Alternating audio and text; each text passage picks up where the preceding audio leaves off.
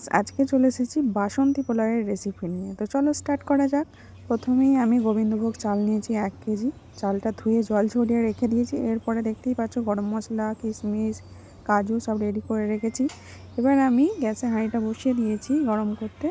তারপরে আমি দিয়ে দিলাম ঘি। আমি পুরোটাই ঘিয়ে রান্না করব, তো একটু বেশি পরিমাণে ঘি লাগবে। ঘি দিয়ে দিলাম। ঘিটা দিয়ে আমি এবার ঘিটাকে খুব সুন্দর মতো করে গরম করে নেব। এটা গরম হয়ে যাওয়ার পর আমি দিয়ে দিচ্ছি হচ্ছে গরম মশলা। গোটা গরম মশলাটাকে ঘিতে দিয়ে ভেজে নেব। এরপর আমি দিয়ে দিচ্ছি কিশমিশ। আমি ভিজিয়ে রেখেছিলাম একটু, তো সেই ভিজানো কিশমিশটাকে আমি ঘিয়ের মধ্যে দিয়ে দিলাম।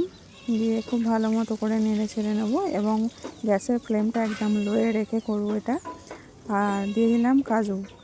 দুটোকে ভালো মতো করে ভেজে এবার আমি চাল ঢেলে দিয়ে অলরেডি কষিয়ে নিয়েছি, সেই ভিডিওটা নেওয়া হয়নি।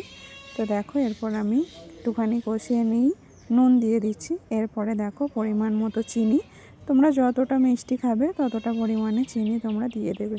হালকা খেলে অল্প দেবে, বেশি খেলে একটু বেশি করে মিষ্টি দেবে। তো দেখো, চিনি আর নুন দিয়ে এবার ভালো মতো করে কষাবো। খুব সুন্দর করে কষাতে হবে এটাকে। মোটামুটি একটু ভেজে নেবার পর তারপরে আমি দিয়ে দেবো এবার জল। আমি যেহেতু এই মগটা করে মাপ নিয়ে চাল নিয়েছিলাম 2.5 মগ, আমি এখানে 5 মগ আমার এখানে জল লাগবে। তো সেই মতো আমি এখন 2 মগ গরম জল এখানে দিয়ে আগে আমি এটাকে কষে নেব। দেখো, 2 মগ গরম জল দিয়েছি, দিয়ে এটাকে কষাবো।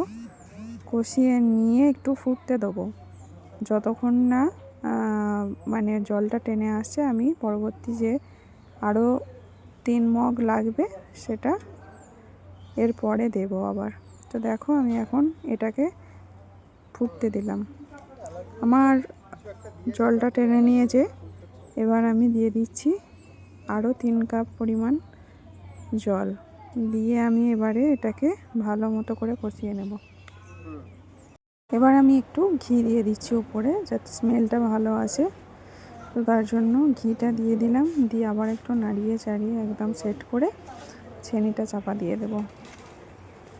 ফ্লেমটা মিডিয়াম টু লো করে রাখতে হবে। তারপরে মিনিট 15 বাদ ছেনিটা খুলে রেখে নিলাম। একদম ভাত রেডি, বাসন্তী পোলাও আমার রেডি। তোমরা এইভাবে চাইলে ট্রাই করতে পারো।